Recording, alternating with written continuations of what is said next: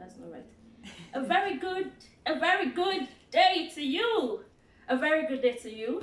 My name is Dorcas Omowole, and today my friends and I have come together to do a mini house book launch. And I'm so excited and just so excited, and it promises to be so much fun. So please stay with us. So, right now, I'm going to be inviting my friends to join me on set.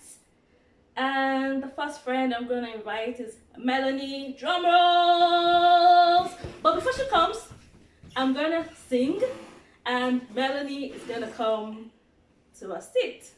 And for that purpose, we have this drum. Although I would have preferred if it was a talking drum, but we have a drum. It's a soprano drum, so we don't know how it sounds, but we know it's making music. So Melanie's song is Melanie, Egusi mi, Egusi mi, Egusi mi, Egusi mi, Melanie, Melanie, Egusi mi. So Melanie can come right to a seat now. Egusi mi, Melanie, Melanie, Melanie, Egusi mi, Egusi mi, Egusi mi, Egusi mi. Yes, so welcome, Melanie. Thanks for having me, And Dorcas. yes, it's a pleasure. My next guest is Alejandra. Ali. And Ali's song is Ali, Ali, Alleluia, Alejandra. So as I sing Ali's song, Ali's gonna come majestically to the set. Because she has a fan, like a princess, with their trophy and everything. Ali, Ali, Alleluia, Alejandra. Hallelujah. Ale, ale, Alejandra. Okay, so here we are. We're all set. I will introduce myself. Then I would allow my two guests to introduce themselves. So my name is Dorcas Omowole, and as I mentioned earlier, and I've always been interested in the environment because I did a lot of cleaning when I was growing up, and I discovered that it's better to just make the house neat so that you don't have to do all that cleaning. And then I discovered that, yeah, we're really putting so many dirt out there for someone else to clean, and it just gets to me in a very, very, very great way. And I just want to talk about it because when we make everywhere, if there's so much dirt, we can't even leave. But because we can find a way to adjust, we don't really feel it. But there are some other elements in nature that can't really adjust and they really feel the pain. So that has always been something so important to me. And a lot of things happened, and I had a small book that I wrote, and I said, "Oh, this book looks interesting to me," and there's just a portion of the population that would like to read the book. So I decided to put it out, and today we're having the book launch. So that's a little about me, and I would allow my guests to introduce themselves. So anyone can go first. Okay, my name is Alejandra. I am a teacher, and I was excited to read Dorcas's book. Impressed by her ability to write and create a game, and even this podcast and singing. So I'm very impressed by all of the things that she has put herself out there to do. Thank you. Hello, everyone. I'm Melanie. And I'm a friend of Dorcas, and I work in marketing. And when Dorcas invited us to read her book, I was very excited and also very interested in the environment. And I truly love how she combined a children's story into a larger story about her environment. So I'm excited to be here. Thank you. And so the next thing on the agenda is we are going to be reading portions of the book that we find particularly interesting.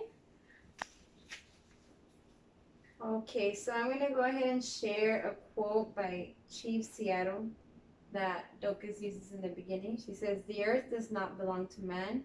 Man belongs to the earth. All things are connected. Like the blood that unites one family, man did not weave the web of life, he is merely a strand in it. Whatever he does to the web, he does to himself. The earth is sacred, and men and animals are but one part of it. Treat the earth with respect so that it lasts for centuries to come and is a place of wonder and beauty for our children. Thank you. And Ali just read from the Kindle app. So the book is on Amazon and you can read on your Kindle app for free.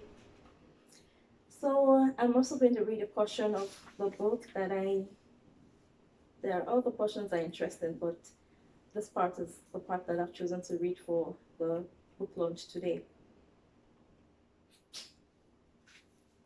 The swimmers had located the Katarina copfish by the third day. It was the last man standing among his species.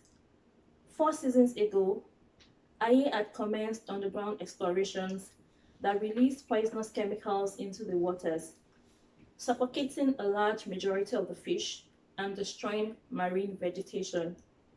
Those that did not die from the chemicals died from hunger as their sources of food became scarce. Only these fish had survived or had been chosen to live forever. I will not give any skill to Aye, he wept bitterly. Has any one of you experienced not having a family? He looked at the swimmers with bloodshot eyes, or worse, of having a family and having them taken away from you by some gruesome act. The men were on their knees. Love does not think of itself only, but also the needs of others, said one of the men. The fish was irritated.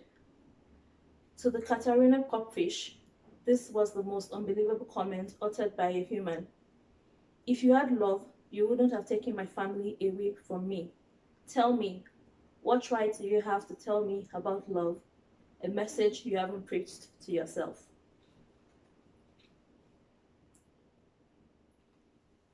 Yes, so I hand it over to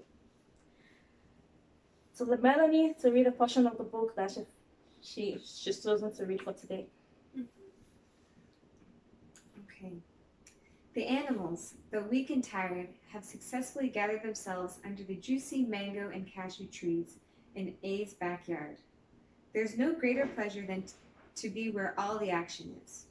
It was also the time to get latest updates on the chronicles of A. Is it A or I? I.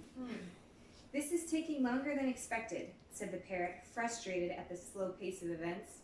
I think Aye deserves to die, said the rat with glistened eyes, ready to lead a gutsy gang of radisses on a kill Aye now mission.